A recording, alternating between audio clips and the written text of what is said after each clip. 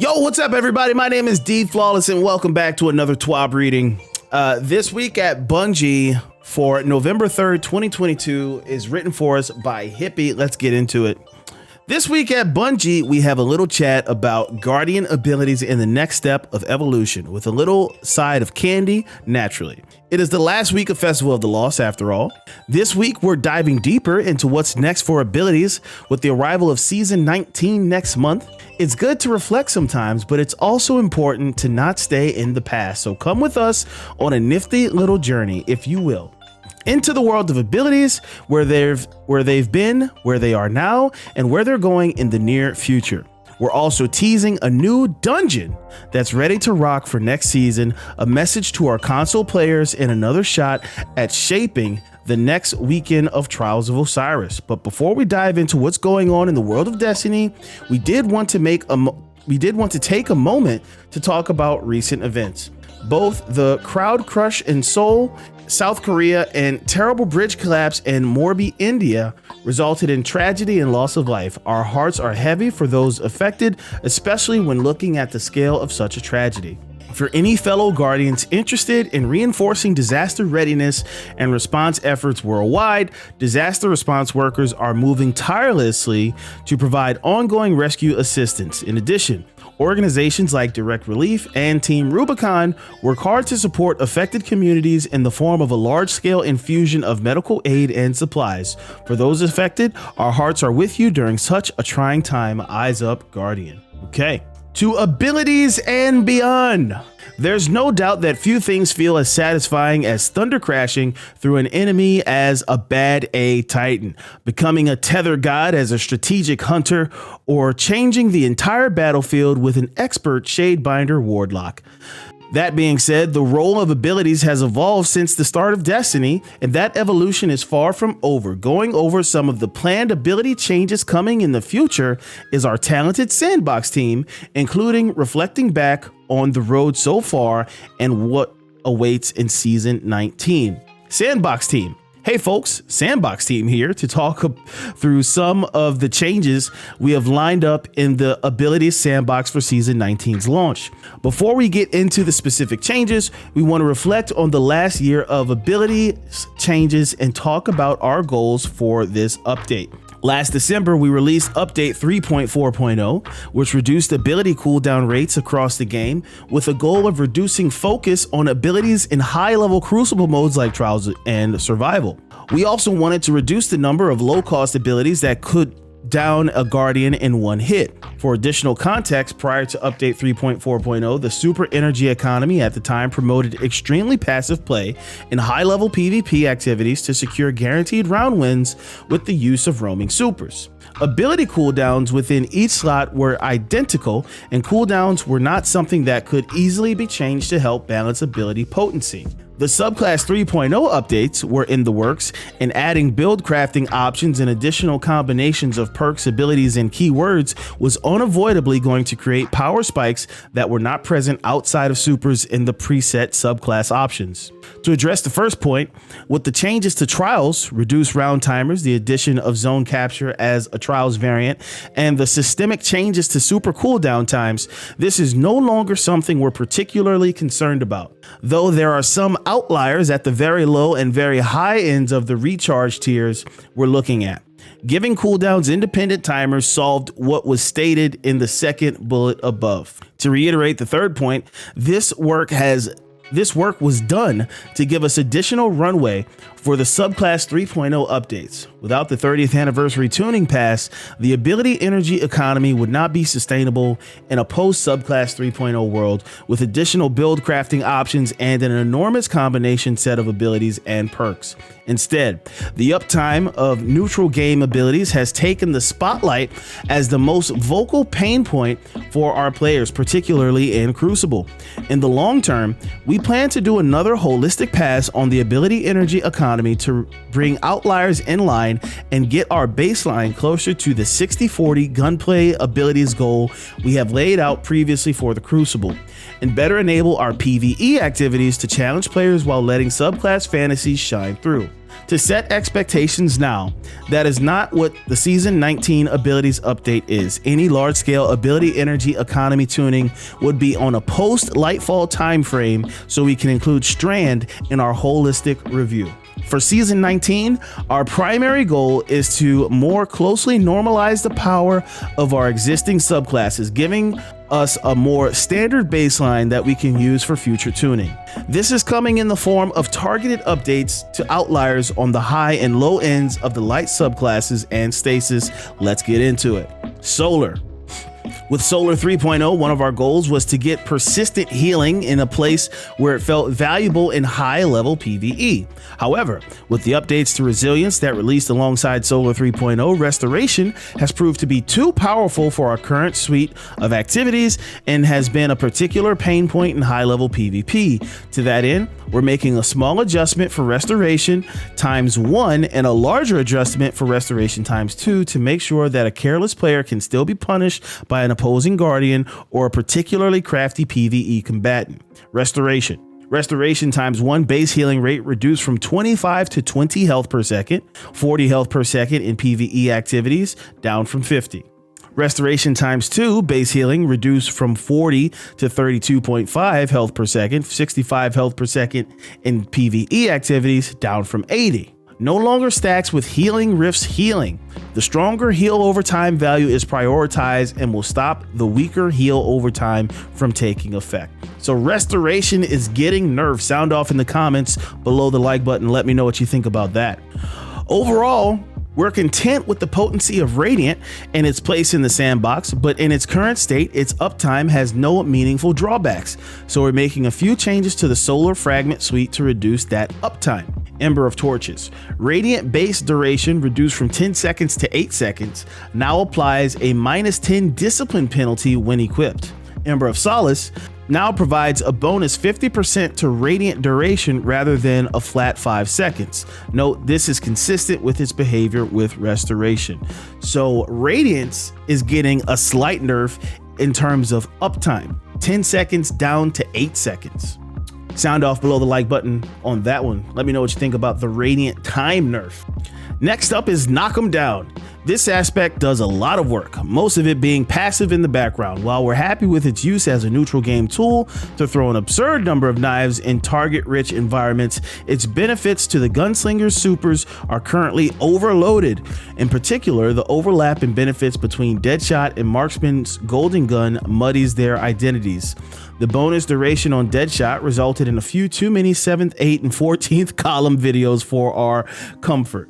We want to cement Deadshot Golden Gun as a tool for a hunter that wants to dive into the fray, whereas Marksman is for calmer sharpshooters that want to wait for the perfect shot. To that end, we're splitting Knock 'em Down's benefits more cleanly across the two Golden Gun variants. Deadshot will gain 15% damage resistance but lose its bonus duration, and Marksman will no longer provide bonus damage resistance while Knock 'em Down is equipped. So Knock 'em Down is they're taking away all my toys. This is one of those TWABs where people are going to be upset. Let me know what you think about this TWAB so far. A lot of nerfs so far. They're ripping the band-aid off. Bungie, I need you to be a little bit more gentler as you completely obliterate my Solar Hunter class. You know I like to throw knives. I'm going to calm down. While it has been refreshing to see Blade Barrage topping the PvE DPS chart, the base damage increase it received alongside Solar 3.0's launch in combination with Knock 'em Down's bonus knives have pushed it above where we're comfortable with a burst damage super living. So we're bringing down the bonus Blade Barrage knife count from 5 to 3 per wave. Knock 'em Down, they're just, oh my gosh. Knock 'em Down, Golden Gun now provides 15% bonus damage resistance to Deadshot Golden Gun and no longer provides bonus duration, no longer provides 15% bonus damage resistance to Marksman Golden Gun. Blade Barrage bonus projectiles reduced from 5 to 3 per group. It now releases a total of 20 knives down from 24. With Solar 3.0, I love how they classify this as Solar 3.0 adjustments, but it's really just hunter adjustments. Yeah, they reduced restoration, yada yada yada, but they're really attacking us hunters. I feel attacked and targeted, Bungie. I don't like it. With Solar 3.0's release, we reduced the damage of Celestial Fire against enemy guardians as a trade-off for increased long-range consistency. However, that change resulted in close-range melee duels, i.e. both players lunge at each other, failing to end in a trade because a base melee in combination with Celestial Fire only deals 190 damage. We're making a change to address that here. In cases where the auto melee control binding activates a projectile melee at close range, our goal is for that damage to be at minimum equal to base melee. Celestial Fire increased close range melee damage from 90 to 100. Players using Celestial Fire and the auto melee option are no longer disadvantaged in close range melee fights. I like this change. That's a good change. That's something that always bugs me. If you have a charged melee and you use it, and because it does a cool effect, it has reduced damage, but now you can't trade with somebody or get the cleanup kill because you're doing less damage at close range. This is a good change from Bungie. There you go. More like this, Bungie. Void. While Void has maintained a solid position in PvE since Void 3.0's release, the survivability benefit of Void overshields didn't quite land where we intended due to a bug. We're fixing that bug in Season 19, which should increase overshield's viability as a protection tool in high-level PvE. Void Overshield. Fix an issue where the overshield was only providing 25% PvE only damage resistance to the overshield rather than the intended 50%. Oh, so Void Overshields are getting a significant buff, basically a 2 times buff, because it's been bugged up to this point. I didn't know it was bugged. Void Walker is also in a place where we're pretty comfortable with across all modes, but Vortex Nova Bomb currently doesn't feel like it provides a meaningful enough benefit with its pull effect to make it a compelling choice over the Cataclysm variant.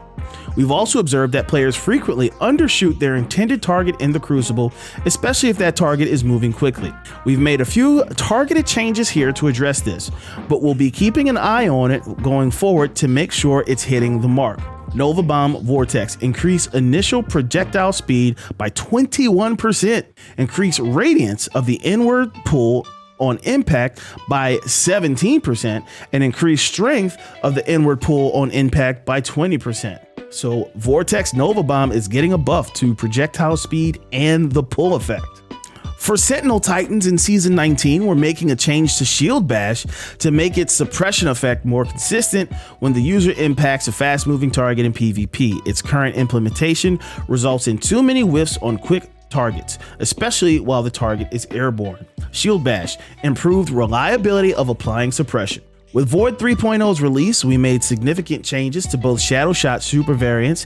Deadfall Shadow Shot received a larger pull on impact, and Mobius Quiver was reworked completely. We're pretty happy with Mobius Quiver's hybrid burst debuff roll, but it's currently too good on one side of that roll. We want to push Mobius Quiver further away from Deadfall's role as the long duration debuff tool by reducing its tether lifetime, while simultaneously increasing the tether lifetime of Deadfall Shadow Shot. As we've previously announced, in Season 19, the damage bonus provided by Divinity is being reduced, which we hope will make Deadfall Shadow Shot a more attractive option for situations like boss damage phases. Deadfall. Increase tether anchor lifetime when triggered from 8 seconds to 12 seconds. That's a pretty substantial buff. It's a 50% buff. And Shadow Shot Mobius Quiver. Reduce tether anchor lifetime when triggered from 8 seconds to 6 seconds. So Mobius Quiver gets less time. Let's take a moment to address the elephant in the room. We know invisibility is currently a severe pain point in high-level PvP. We don't have any plans to announce today, but we're looking at longer-term solutions to address the difficulty in encountering a full team of invisible Night Stalkers. We made a few changes across updates 6.0.0.4 and 6.1.0 to make refreshing invisibility more punishing by implementing a radar ping loop to give victims a better understanding of where they may be attacked from, but we don't believe we addressed the problem strongly enough. We're investigating additional solutions to make invisible players less frustrating to run into without compromising their elusive gameplay style. Arc. Arc 3.0 is relatively new and we're still monitoring the feedback and data coming in. We've identified some obvious outliers in the Arc ability suite that we'd like to address, the largest of which is currently Touch of Thunderstorm grenades. Our intention with this aspect was to lean hard into Striker as the Titan's grenade-centric class, echoing code of the Earthshaker's role, and for the Storm Grenade to be used to force bunkered players to move when a Storm Grenade was approaching. It's been pretty clear from feedback in the Crucible that these linger in the world too long and are difficult to read from the target's perspective. To address this, we're reducing the enhanced Storm Grenade's base lifetime, as well as the benefit it receives from Spark of Magnitude. We're also making changes to the friend or foe ring that travels along the ground to improve its readability during combat and adding a visual layer to the roaming storm to help players identify whether the grenade is friendly or dangerous. So the Touch of Storm Thunder Grenade decreased Touch of Thunder's Storm Grenade base roaming duration from 5 seconds to 4 seconds, so it's going down 1 second. Decreased the bonus lifetime granted by Spark of Magnitude to the enhanced Storm Grenade from 2 seconds to 1.5. Updated friend or foe visual language. Previously, the friend or foe ring, say friend or foe 5 times fast. Jeez. The friend or foe ring surrounded a Touch of Thunder Storm Grenade's lightning strikes, blinked on and off between strikes, and there was no indication within the cloud itself of whether it was friend or foe. Now, the ring persists through the life of the storm, and enemy storms have an additional VFX layer in the cloud itself to help differentiate them from those created by allies. Sticking with Striker, Ballistic Slam is performing very well in the Crucible, but is a little short of the mark in PvE, so we're bumping up its damage against PvE combatants a bit. Ballistic Slam increased Ballistic Slam damage against PvE combatants by 16%, so a sizable buff to Ballistic Slam in PvE. One of our primary goals with Arc 3.0 was increasing the viability of Arc Strider in high-level PvE content, and it's doing pretty well at the moment. However, the global damage reduction Tempest Strike received with Arc 3.0's release makes it too difficult to justify slotting over Lethal Current or Flow State, so we're increasing its damage output in PvE. Tempest Strike increased Tempest Strike damage against PvE combatants by 30%. Tempest Strike getting a huge buff. We've received a lot of feedback about Stormcaller's potency across both PvE and PvP since Arc 3.0's release. Primarily that they don't have a place in high-level PvE, especially when the trade-off is giving up Child of the Old Gods, Bleak Watcher, or a Well of Radiance. We agree and are making a series of targeted changes to Stormcaller's abilities to increase their potency, some of which will also increase Stormcaller's viability in PvP modes. With Arc 3.0's release, we increased the base damage of Arc Souls against PvE targets from 25 to 35. Since we anticipated the supercharged Arc Soul granted by becoming amplified to be significantly more prevalent, we were fairly conservative with this number. However, that increase wasn't enough to give Stormcaller a unique role in combat and make it a situational pick. In Season 19, we're swinging harder on the Arc Souls, a lot harder. We'll be keeping an eye on these once players get their hands on them, but we're okay if Arc Souls have some time in the sun. Arc Soul increased base damage versus PvE combatants from 35 to 60. Radiant Surge, chat. My Radiant Surge build, which gives you basically an Arc Soul at all times, it just got stronger. 35 to 60 damage bonus in PvE, and it was already putting in work. That's huge. That's nearly double. We're also making some updates to Stormcaller's melee abilities. While being amplified increases their potency, they also compete with Lightning Surge, which has been a very popular aspect choice. So we're making some updates to help them be more competitive in their base form. Ball Lightning increased travel range from 27.5 meters to 35 meters. Chain Lightning increased damage against PvE combatants by 50%. Stormcaller is getting some huge PvE buffs. We've also been keeping an eye on conversations around Chaos Reach, which has felt underwhelming across PvE and PvP. The change made last year to Geomax stabilizers is a contributor, but we're also conservative with Chaos Reach's base cooldown with the 30th anniversary tuning patch because it was the source of extremely negative sentiment in the Crucible during Season 15. Now that our ability ecosystem has changed, we're more comfortable shifting the base cooldown to make this a more competitive option. sitting alongside other one-off options like Blade Barrage and Silence and Squall. Chaos Reach reduced base cooldown time from 9.16 to 7.35. So big time reduction in the cooldown of Chaos Reach. Stasis. Let's talk about Stasis. We don't have any intention of returning Stasis to its original potency at Beyond Light's launch, but there are elements of Stasis that we swung very hard at with updates 3.2.0.3 and 3.4.0 that have fallen behind our current sandbox power bar. With Season 19 and beyond, we want to reassess the role of Stasis in the sandbox.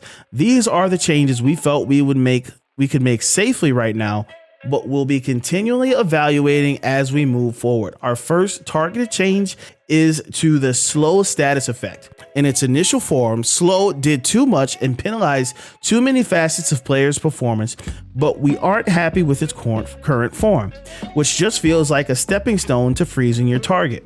We're making a measured change to improve slow's primary utility, reducing movement speed and leaving slow's other effects where they are for now.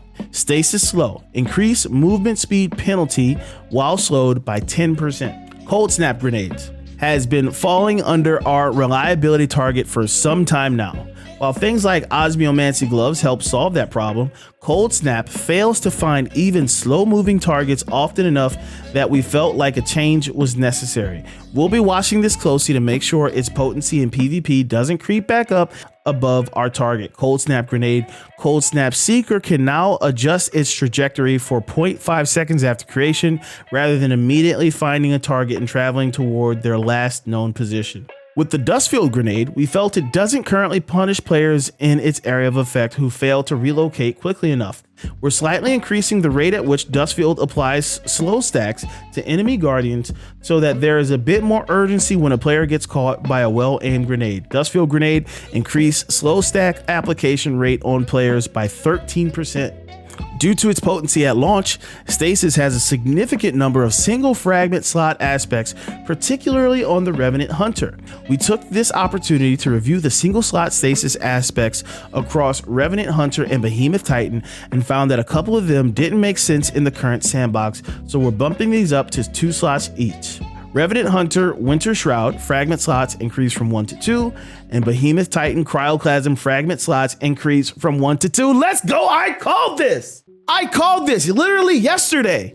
I said Cryoclasm needs 2 slots. Thank you, Bungie. Checks in the mail. Shadebinder is generally in a good place, but while potent, Glacial Harvest felt like a hard choice to make over Ice Flare Bolts, Bleak Watcher, and Frost Pulse. We believe a portion of that friction comes from Glacial Harvest's lengthy cooldown after activation, so we're reducing it by 33%. Shadebinder Glacial Harvest reduced cooldown on Stasis Shard creation per 6 shards from 15 seconds to 10 seconds.